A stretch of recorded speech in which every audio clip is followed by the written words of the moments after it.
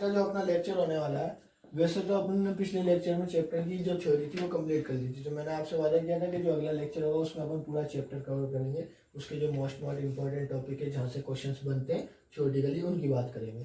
तो देखो, सबसे पहली चीज हमने इस चैप्टर में क्या सीखी थी? पदार्थों का प्रकार यानी कि टाइप्स ऑफ मटेरियल। तो टाइप्स ऑफ मटेरियल में हमने 3 चीजें देखी थी। एक तो देखा था चालक, तो सिंपली जिसमें विद्युत धारा का या विद्युतीय क्षेत्र का चालन होता है वो चालक हो जाता है। दूसरा, इसको इंग्लिश में लिख देते हैं कंडक्टर। ठीक है। अगला अपन ने देखा था कुचालक या अचालक भी लिखते हैं इसको, जिसको इंग्लिश में अपन लिख सकते हैं इंसुलेटर। ठीक है। और थर्ड और इम्पोर्टेंट जिसके अराउंड अपना पूरा चैप्टर चलता है वो था अपने पास परावैद्युत, यानी कि डाइलेक्ट्रिक।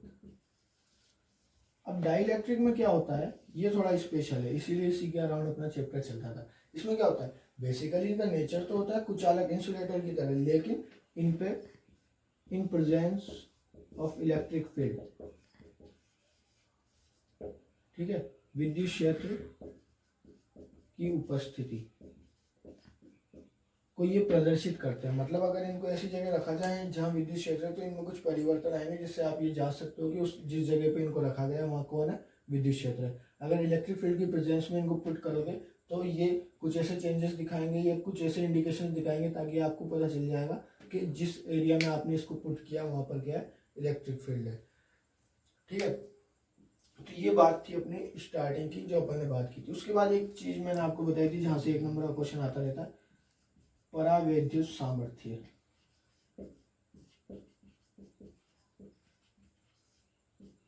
यानी कि डाइलेक्ट्रिक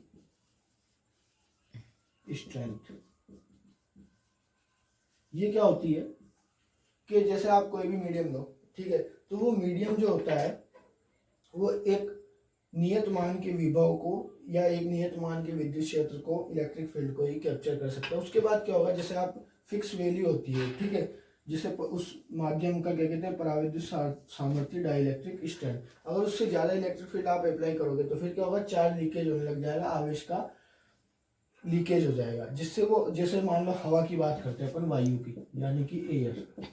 तो एयर की डाइलेक्ट्रिक स्ट्रेंथ यानी कि परावैद्युत सामर्थ्य हमारे पास होती है 3 गुना 10⁻6 वोल्ट पर मीटर। मतलब अगर वायु में आप 2 बिंदु ले लो, एक बिंदु ये ले लिया, दूसरा बिंदु ये ले लिया, और इन दोनों बिंदु के बीच में सिर्फ क्या वायु है, एयर है, और अगर आप इन दोनों के बीच में जो विद्युत क्षेत्र इलेक्ट्रिक फील्ड डेवलप करते हो 3 गुना 10⁻6 वोल्ट पर मीटर से भी ज्यादा है, तब क्या होगा कि ये जो वायु है ये चालक में परिवर्तित होने लग जाएगी और इसके अंदर क्या होगा, चार्ज लीकेज, आवेश का लीकेज हो जाएगा, और यहाँ से यहाँ तक आपको बिजली जाती है, यानी कि आवेश का प्रवाह दिखेगा, जैसे कि बिजली का चमकना।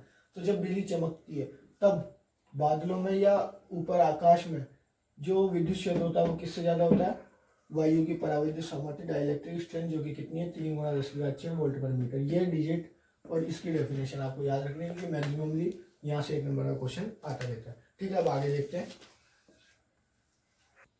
तो देखो, अगला जो टॉपिक था अपना इंपॉर्टेंट वो था चालक की धारिता। चालक की धारिता यानी कि कैपेसिटेंस ऑफ कंडक्टर। और यहीं से हमने डेवलप किया था एक लॉ जो कि ओम्स लॉ यानी कि ओम के नियम के एकदम सिमिलर होता है, जिसको अपन ने बोला था कैपेसिटेंस लॉ। तो जी जो कैपेसिटेंस लॉ था यानी कि धारिता का नियम था, ये क्या था कि जो चार्ज होता है is always proportional to potential, यानी कि आवेश हमेशा समानुपाती होता है विभव के। और आपको पता है समानुपाती चिन्ह हटाते हैं तो हमें कोई ना कोई नियतांक, यानी कि यहाँ पे लग जाता है सी। तो ये सी क्या है, ये धारिता, कैपेसिटेंस,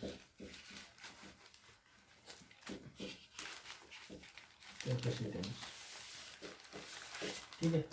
तो ये था अपने पास चालकों की धारिता, जहां से हमने इसका ऐसा यूनिट भी निकाला था जो कि फेराडे है, या फेराडे की जगह अपन लिख सकते हैं कूलाम पर जूल या वोल्ट पर वोल्ट। ठीक है। इंग्लिश में हम लिखें तो कूलाम पर वोल्ट ही होगा, फेराडे का फेराडे ही होगा। एक होता है आपको मैंने बताया था फेराड, वो होता है, उसको लिखते हैं एफ से, इसको भी एफ से लिखते हैं लेकिन ये वाला एफ थोड़ा कर्सिव का होता है, ठीक है। और एक फेराड का मतलब होता है 96,500 कूलाम चार्ज। मतलब यहाँ पे जो फेराड है ये चार्ज की यूनिट है, आवेश की यूनिट है, लेकिन फेराडे किसकी है, कैपेसिटेंस यानी कि धारिता की यूनिट है। उसके बाद आगे देखा था अपन ने कर्व, तो कर्व में हमने ये सीखा था कि एक तरफ क्यू ले लिया जाए, एक तरफ वी, यानी कि एक तरफ आवेश एक तरफ पोटेंशियल, एक तरफ विभव एक तरफ आवेश, एक तरफ चार्ज एक तरफ पोटेंशियल, और उसके बीच में जब कर्व खींचोगे आप, ठीक है, तो उसकी जो स्लोप आएगी यानी कि tan थीटा, ढाल, जो कि होती है Q/V, वो हमेशा किसको डिनोट करती है, कैपेसिटेंस को, धारिता को। तो ये हमने पढ़ लिया था स्लोप। अब अगला जो टॉपिक है वो देखते हैं अपन। तो देखो अगला जो टॉपिक अपन ने पढ़ा था वो था संधारित्र यानी कि कैपेसिटर। तो इसमें आपको मैंने बताया था कि आवेश को धारण करना है, ठीक है, होल्डिंग चार्ज होल्ड। तो जिस इंस्ट्रूमेंट में या जिस युक्ति में हम आवेश को धारित करेंगे, चार्ज को होल्ड करेंगे, उसी को क्या बोलते हैं, संधारित्र। और संधारित्र की बेसिक डेफिनेशंस क्या होती है कि इसमें दो प्लेटें होती हैं, ठीक है, कैसे साइज की होगी कैसे शेप की होगी उससे मतलब नहीं, लेकिन दोनों प्लेटों का शेप और साइज सेम होना चाहिए। दोनों एक दूसरे के पैरेलल हो सकती है, दोनों स्फेरिकल हो सकती है, दोनों सिलेंड्रिकल भी हो सकती है, जिसके बेसिस पे अपन ने 3 कैपेसिटर डिवाइड किए थे। एक था पैरेलल, हिंदी में लिख सकते हैं समांतर पट संधारित्र, दूसरा था स्फेरिकल यानी कि गोलीय, और तीसरा होता है सिलेंड्रिकल यानी कि बेलनाकार, जिसमें से 2 अपने कोर्स में थे, समांतर और गोलीय, ठीक है, बेलनाकार अपने कोर्स में नहीं था। तो बेसिक डेफिनेशन की बात कर रहे थे अपन संधारित्र की यानी कि कैपेसिटर की। तो बेसिक डेफिनेशन क्या होती है कि दोनों प्लेट्स का जो शेप होगा, आकार होगा, वो क्या होगा, समान होगा, आकार या शेप क्या होगा, सेम होगा, ठीक है। दूसरी चीज, दोनों पे एक दूसरे का अपोजिट चार्ज होगा, अपोजिट चार्ज यानी कि विपरीत आवेश,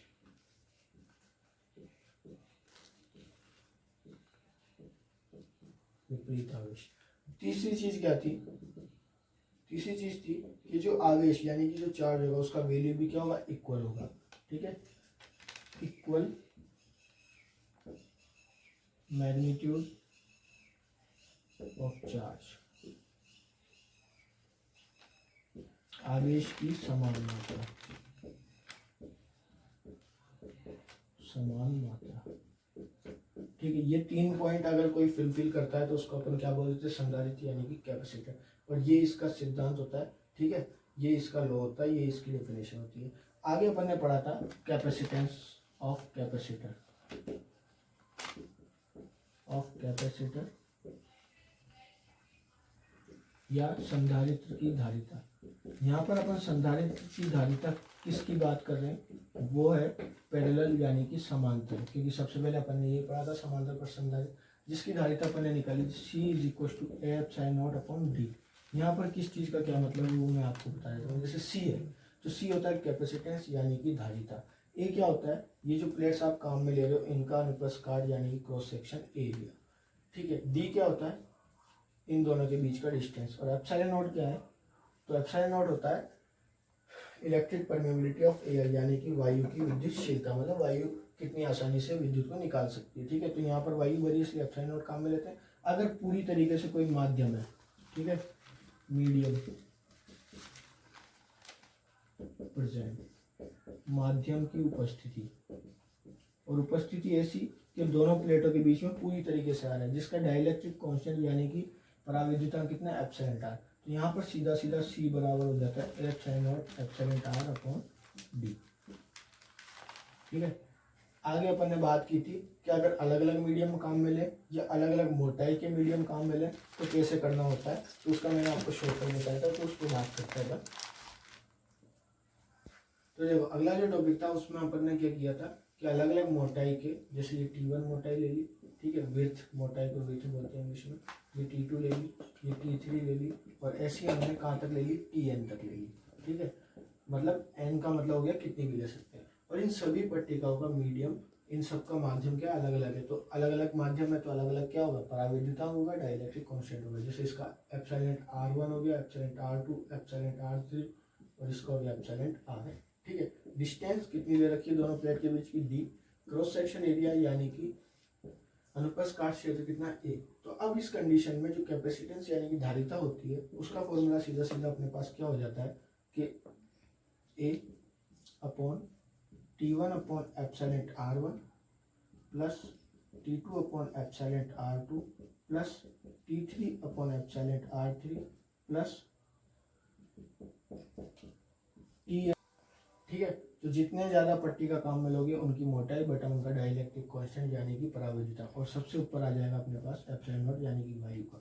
ये तो कब था, जब पूरे के बीच में अलग अलग रखा। अब कई बार क्या होता है कि जैसे अलग अलग भी रखा और बीच में कहीं ना कहीं एयर भी छोड़ रही है, तो उस केस में सिंपल सा ए एप्सिलॉन नॉट तो एप्सिलॉन नॉट रहेगा, ऊपर कोई चेंज नहीं। नीचे क्या होगा कि पहले तो निकालो एयर की मोटाई, जैसे पूरी डिस्टेंस कितनी थी उसमें अलग अलग अपन ने क्या रख दी, पट्टी रख दी, स्लाइड्स रख दी, मान लो n तक। तो इन सब की मोटाई जोड़ लो कितनी होगी, T1 plus T2 plus T3 plus up to Tn। ठीक है, और उसको माइनस कर दो D में से तो बचेगा कौन, एयर। ठीक है, ये तो होगी एयर की मोटाई, प्लस ये जो था एज इट इज आगे लिख देंगे T1 upon epsilon R1 plus T2 upon epsilon R2 plus T3 upon epsilon R3 plus up to Tn upon epsilon R। ठीक है, ये इसी के आगे है, यहाँ मैंने डबल प्लस लगा दिया, आप समझ जाना, कंटिन्यू इसके डिवाइड में। ये तो बात थी अपने पास के मीडियम में। उसके बाद अपन ने पढ़ा था कॉम्बिनेशन ऑफ कैपेसिटर, यानी कि संधारित्रों का संयोजन।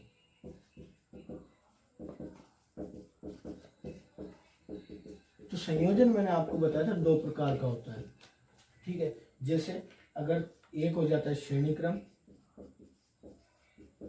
और दूसरा हो जाता है समांतर क्रम। अगर इंग्लिश में बात करें तो श्रेणी क्रम को बोलते हैं सीरीज और समांतर क्रम को बोलते हैं पैरेलल। ठीक है, अब अपन बात करते हैं कि इनमें क्या क्या होता है। तो देखो सीरीज में जैसे अपन क्या करते हैं, ये एक कैपेसिटर दिया, इससे दूसरा जोड़ दिया, इससे तीसरा जोड़ दिया और इससे जितनी आपकी इच्छा उतने जोड़ दो। ये हो गया टर्मिनल ए और ये हो गया टर्मिनल बी। ठीक है, जैसे इसका C1 ले लिया, इसका C2, इसका C3 और ये C है। ऐसे अगर पैरेलल की बात करें तो यहाँ पर डायग्राम कुछ ऐसा देखने को मिलेगा, ये टर्मिनल ए, ये एक कैपेसिटर, ये दूसरा कैपेसिटर, ये तीसरा कैपेसिटर और ये n नंबर का कैपेसिटर। ठीक है, और इन चारों को वापस अपन जोड़ देते हैं किस पे, टर्मिनल बी पे।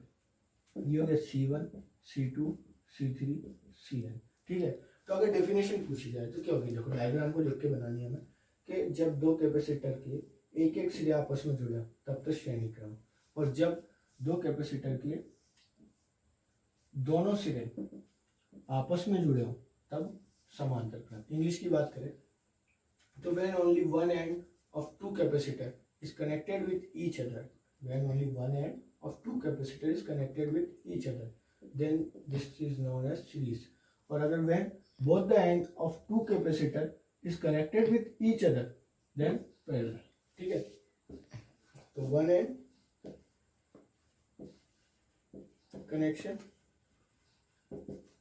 एक सिरा संयोजित, शॉर्ट में लिख रहा हूं मैं। ठीक है, यहां पे बात करें तो both end कनेक्टेड, दोनों सिरे संयोजित।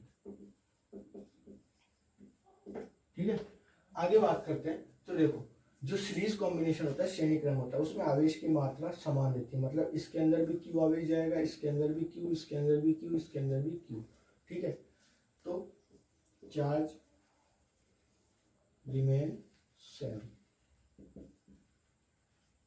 आवेश एक समान। जैसे अगर बैटरी या परिपथ या सर्किट जो भी तुमने बनाया है उसमें Q चार्ज है तो हर एक कैपेसिटर में भी कितना जाएगा Q, और टोटल का भी कितना आएगा Q।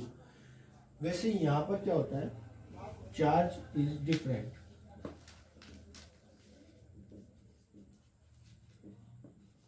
यानी कि आवेश भिन्न भिन्न।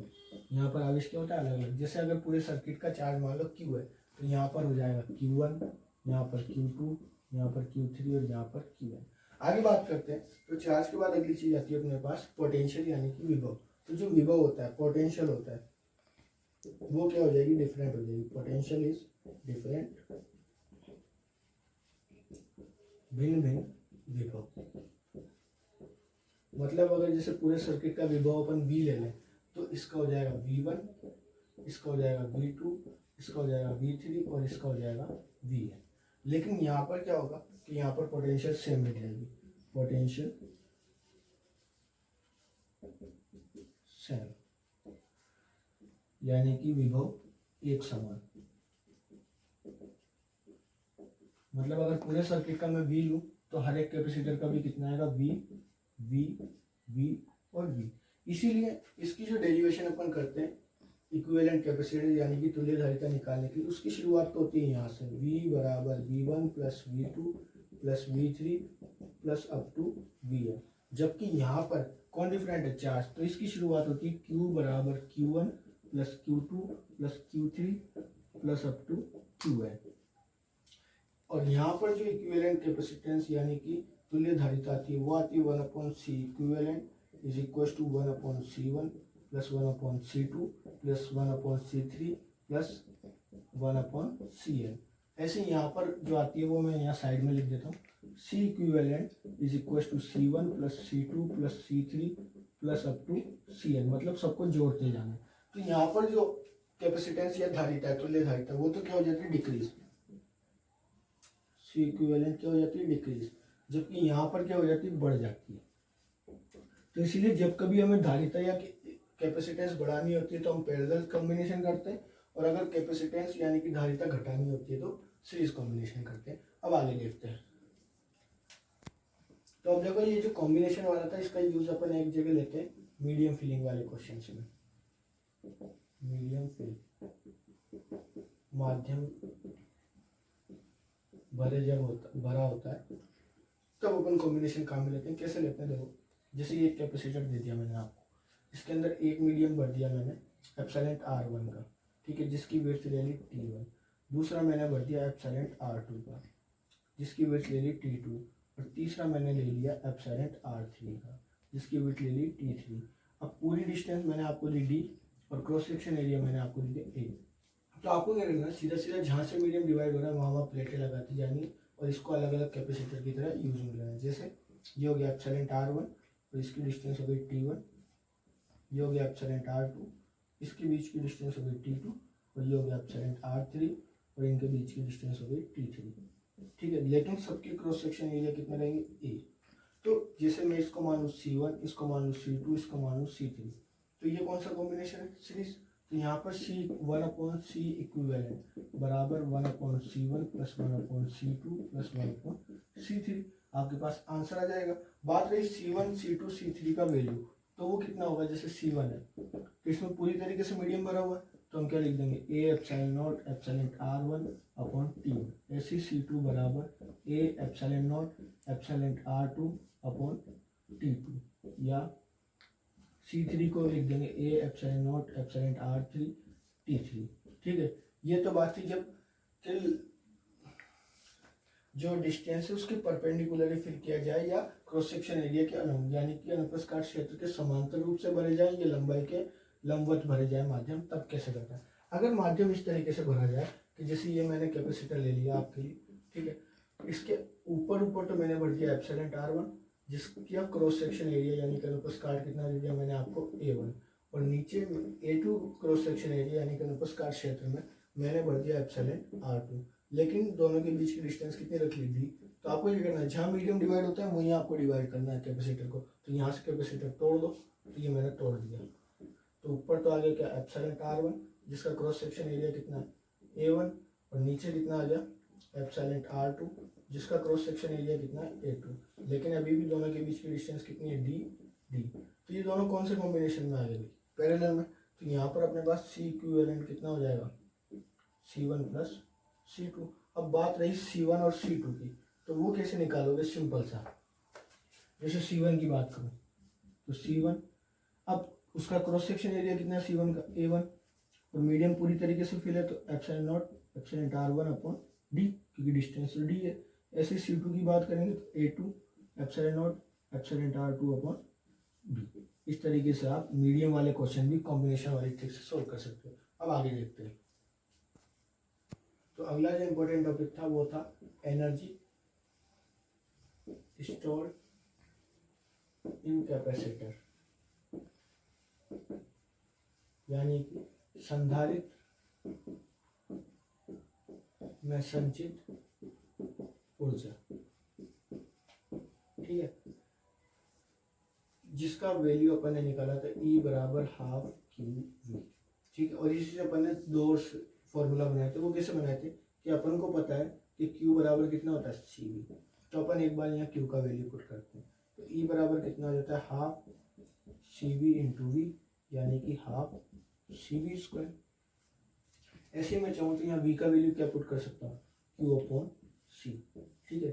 तो उसकी जगह E बराबर कितना आ जाएगा half C Q upon C का होल स्क्वायर, यानी कि Q square upon C square. तो ये स्क्वायर से स्क्वायर कर दिया तो अपने पास आंसर कितना आ गया half Q square upon C। तो ये तीन फॉर्मूलाज अपने पास आए थे एनर्जी स्टोर्ड इन कैपेसिटी। उसके बाद अपन ने पढ़ा था एनर्जी डेंसिटी, ऊर्जा घनत्व। तो ऊर्जा घनत्व कितना आया था, यानी कि एकांक आयतन में संचित ऊर्जा, ठीक है। ई से भी लिख सकते हो, चाहो तो यू से भी। मैक्सिमम बुक्स में यू से मिलता है, वैसे ई से लिखोगे तो कोई दिक्कत नहीं होगी। बस एक कंफ्यूजन होता है क्योंकि अपन ई से इलेक्ट्रिक फील्ड को भी लिख सकते हैं, तो यहाँ मैं यू से लिख देता हूँ। इसका वैल्यू आता है half epsilon not E square, ठीक है, या यू अपॉन वॉल्यूम, यानी कि ऊर्जा बटा आयतन, ठीक है। आगे अपन ने क्या किया था उसकी बात करते हैं, जो कि लास्ट टॉपिक था अपना। तो देखो अगला टॉपिक जो अपना है वो था अपना आवेशित चालकों का संयोजन, कॉम्बिनेशन ऑफ चार्ज कंडक्टर, ठीक है। 14वां या 13वां लेक्चर होगा, आप देख लेना, ठीक है। यहाँ अपन समरी डिस्कस कर रहे हैं। तो अपने दो कंडक्टर लिए थे जिन पर अलग अलग चार्ज, अलग अलग आवेश है, अलग अलग विभव पोटेंशियल है और अलग अलग कैपेसिटेंस यानी कि धारिता, दोनों को एक चालक तार से जोड़ दिया। और यहाँ पर अपन कंसिडर कर रहे हैं कि V1 ज्यादा V2 से, यानी कि पहले का विभव ज्यादा है दूसरे से, पोटेंशियल किसका ज्यादा है, इसका, इससे। तो जहाँ ज्यादा होगा वहां से कम की तरफ जाएगा, तो चार्ज इस तरीके से जाएगा। और हमने बात की थी कि चार्ज तब तक जाएगा जब तक दोनों का पोटेंशियल यानी कि विभव क्या नहीं हो जाए, बराबर नहीं हो जाए। तो कॉमन पोटेंशियल सबसे पहली टर्म अपने पास आएगी, कॉमन पोटेंशियल यानी कि उभयनिष्ठ विभव। और उभयनिष्ठ विभव के लिए अपन ने सूत्र निकाला था V बराबर एक तो था Q1 plus Q2 upon C1 plus C2, या C1 V1 C2 V2 upon C1 plus C2, ठीक है।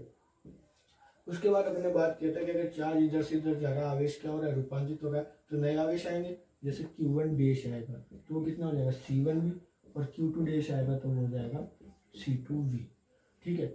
उसके बाद अपने बात की थी कि जो नवीन आवेश होते हैं उनका अनुपात किसके समानुपाती होता है, चालकों की यानी कि कंडक्टरों की धारिता के, ठीक है। फिर अपन ने बात की थी कि जैसे विभव क्या हुआ, समान हुआ, तो जो ज्यादा वाला होगा उसका कम होगा और जो कम वाला उसका बढ़ेगा, यानी कि विभव में परिवर्तन।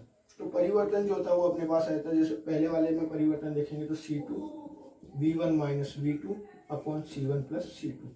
ऐसे दूसरे वाले में जो परिवर्तन आएगा वो होगा C1 V1 minus V2 upon C1 plus C2, ठीक है। तो यहाँ पर अपन ने क्या सीखा था कि जो ज्यादा वाला है वो कम होगा, यानी कि V जो होगा वो किससे छोटा होगा, V1 से, जबकि V बड़ा होगा V2 से, क्योंकि कम वाले का तो बढ़ जाएगा और ज्यादा वाले का कम हो जाएगा। तो जो परिवर्तन है वो मैंने यहाँ लिख दिया। फिर हमने क्या किया था कि जो परिवर्तन आ रहा है विभव में, यानी कि डिफरेंस या चेंज इन पोटेंशियल, उसका जो रेशियो होता है वो इनवर्सली प्रोपोर्शनल होता है कंडक्टर चालक की धारिता के, ठीक है। इतना अपन ने इसमें पढ़ा था। फिर अगला टॉपिक क्या था वो बताता हूँ मैं आपको। तो देखो बाद में अपन ने बात की थी कि जब ये एक चालक से दूसरे चालक पर आवेश जाता है, यानी कि एक कंडक्टर से दूसरे कंडक्टर पर चार्ज जाता है, तो कुछ ना कुछ ऊर्जा की क्या होती है, हानि होती है, यानी कि एनर्जी का डिसिपिटेशन होता है। मतलब वो एनर्जी ऐसे रूप में चली जाती है जिसमें हमें नहीं चाहिए, यानी कि जो वायर होता है वो क्या करने लगता है, हीट करने लगता है, जिसका वैल्यू अपने पास आया था डेल यू, यानी कि ऊर्जा में होने वाली हानि half C1 C2 upon C1 plus C2 V1 minus V2 का होल स्क्वायर जो कि था नेगेटिव। ठीक है, यानी कि नेगेटिव सिंबल किसको बताता है, लॉस को। आई बात समझ में।